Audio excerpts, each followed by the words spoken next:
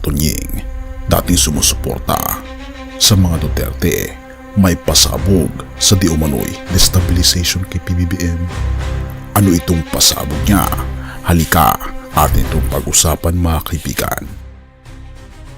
Baka yung hinihingi natin, akala natin makabubuti, sa bandang dulo, lalo pa pala tayong mapapasama. So, hindi lahat ng palit ikabubuti.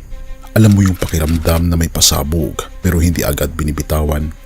Yung tipong parang may alam si Katunying pero ayaw pa niyang sabihin ng buo.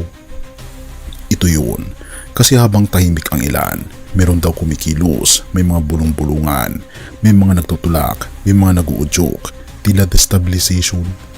Yan ang salitang ayaw sabihin, pero ramdam mo.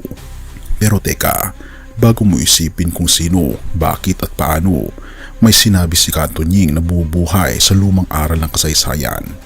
Pinag-resign si Marcos Sr., pinalit si Cory, anong nangyari?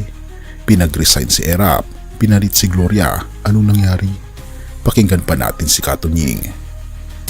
sabi nga nila sa kagustuhan nating palitan, di ba? O pinalitan natin si Ferdinand Marcos nung araw, Cory Aquino, di ba? O sasabi nga nila, ano nangyari sa atin? O nung pinalitan natin si Erap, Gloria Arroyo, ano nangyari sa atin? Di ba? Yun yung mga ganun po yung sinasabi natin. Baka yung hinihingi natin, akala natin makabubuti, sa bandang dulo, lalo pa pala tayong mapapasama. So, I am saying this to give you another perspective. Baka kasi masyado po tayong galit na nga tayo galit na nga tayo. Pwede lang magmura dito, murahin natin yung mga congressman, senador, at mga taga-DPWH, mga contractor, pwede lang natin gawin yun, pero hindi naman po tayo katulad ng iba. Galit po tayo. Kaya lang, kapag gagalit tayo, sabi nga, huwag tayong gagawa ng mga bagay na ipagsisisi po natin. Mukhang simpleng tanong, pero kung isipin mo ng mabuti, may kirot, may kurot, may paalala. Kasi hindi lahat ng palit ay pag-angat, hindi lahat ng sigaw para sa bagong liderato ay totoo palang lunas. Minsan akala mo solusyon, pero pagdating ng bukas, mas malala pala. Kung hindi palit, ano? Ito ang hindi agad sinasabi sa headlines, sa social media o sa mga anonymous source. Ang problema ng bansa, hindi lang tao, kundi mindset, sistema at disiplina. Kaya ngayon, may nagtutulak na naman. Palitan, ipatalsik, ipabagsak. Pero bakit parang paulit-ulit ang script? Bakit pamilyar ang tono? Bakit parang nauulit natin ito 3, 4, 5 beses na? At tila sinasabi ni Katunying, kung maaalis sa pwesto si Pangulong Bongbong Marcos, naninigurado ba tayo na ang susunod na liderato ay mag-aayos sa ating bansa? Tila pa tama ito sa Vice Presidente. Ito ang hindi nila gustong lumabas. Habang may nag-iingay para sa pagpapalit, may isa pang nangyayari sa ilalim ng radar.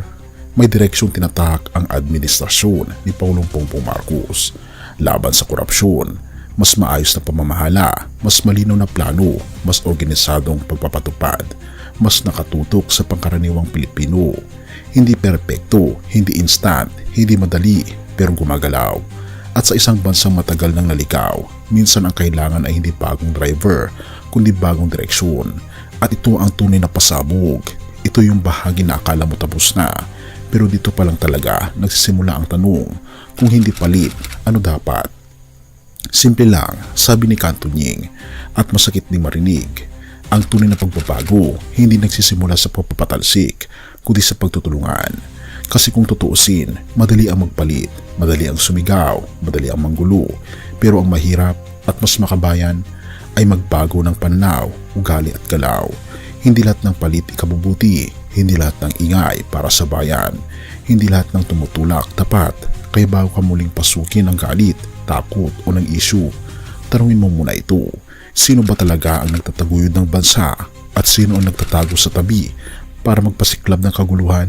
Hindi ito tungkol kung sino ang maupo, kundi tungkol ito sa kung anong bansa ang gusto nating itayo. Therefore, kung may dapat palitan, hindi ang leader, kundi ang mindset natin bilang Pilipino. Have mercy, O God, at purihin ang ating Panginoong Diyos.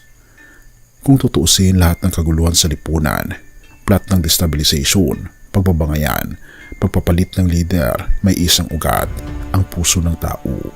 Kasi kahit gaano kaganda ang sistema, kapag puso ay puno ng galit, inggit o ambisyon, magugulo ang resulta. Pero may lumang paalala sa Biblia na eksaktong tumatama sa sitwasyon natin ngayon. Sa libro ng Filemon, may isang lalaking nagkamali, si Onesimus, Takas, nagkulang, may ginawang mali laban kay Philemon. Pero imbes na tuloy ang husgahan, ipinaalala ni Apostol Pablo. Tanggapin mo siya, hindi na bilang alipin, kundi bilang kapatid na minamahal. Philemon 1 verse 16. Grabe yun. Kasi sa mundo, kapag nagkamali, pinapalitan. Pero sa ating Panginoon Hesus, kapag may nagkamali, binabago. Sa politika, kadalasan palit para maayos. Pero sa ating Panginoon, pag-ibig ang nag-aayos, hindi pagpapalit ng mukha sa pwesto. Kaya sa libro ni Philemon, nakita natin ang 4 na katangian ng ating Panginoon Hesus. Una, ang kanyang pag-ibig. Ibinabalik niya ang mga nagkamali, hindi tinatapon. Pangalawa, ang biyaya. Hindi mo man deserve, binibigyan ka pa rin ng bagong simula. Pangatlo, habag. Imbes na parusa, pagkalinga ang binibigay niya. At pang-apat, katarungan. Hindi niya kinukonsinti ang mali, pero inaayos niya ito nang may katotohanan at may awa. Kung ganyan ang leadership ng ating Panginoon Hesus, imagine kung ganyan din ang puso ng bawat Pilipino. Hindi nagpapadala sa gulo, hindi nagpapadala sa paninira, hindi nagpapadala sa sigaw ng madla. Therefore, ang tunay na solusyon ng bansa, hindi lang bagong leader, kundi bagong puso sa ating Panginoon Kristo. Kung pagod ka na sa kaguluhan, kaibigan, kung sawa ka na sa paulit-ulit na cycle ng politika, kung naghanap ka ng tunay na pagbabago, lumapit ka sa ating Panginoon Hesus. Siya ang tanging may kakayahang baguhin ang puso mo. Siya ang may kapangyarihang magbigay ng kapayapaan kahit nasa gitna ng ingay ng mundo. Sabihin mo lang sa puso mo, o aking Panginoong Hesus, kailangan kita. At siya na ang gagalaw. Purihin ang ating Panginoong Diyos at tayo manalangin.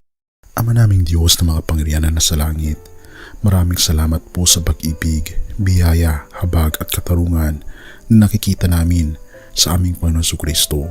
Sa gitna ng kaguluhan sa aming bansa at sa aming buhay, ikaw po ang aming kapayapaan. Linisin niyo po ang aming mga puso, palitan niyo po ang aming mga isipan at ilapit niyo po kami sa aming Panginoon Hesus kung saan may tunay na pagbabago. Gabayin niyo po ang aming bansa, ang aming mga lider, at ang bawat Pilipino tungo sa pagkakaisa at katotohanan. Pinupuri po namin kayo at pinapasalamatan, o aming Panginoon Diyos, sa inyo pong kabutihan sa amin, at patnubayan niyo po kami at patawarin po kami sa lahat ng aming mga pagkukulang at pagkakasala, sapagkat ito po ang aming samot hiling sa matamis na pangalan ng aming Panginoon Hesus. Amen. Bago natin ipagpatuloy, kaibigan, siya nga pala ang Great Controversy, na isa sa mga pinaka-kontrobersyal na libro dahil tumutukoy ito sa mga propesiya sa libro ng Daniel at Revelation na nagaganap na sa panahon natin ngayon, bago ang pagdating ng ating Panginoong Diyos ay pinamimigay na namin ng libre sa pamamagitan ng PDF. At ito ay nasa limited lamang na panahon, kaya i-click mo sa description sa baba upang ma-avail mo, kaibigan, ang napaka-importanteng libro ito na magbubukas sa iyo sa mas maliwanag mong hinaharap. Purihin ang ating Panginoong Diyos at tayo magpatuloy.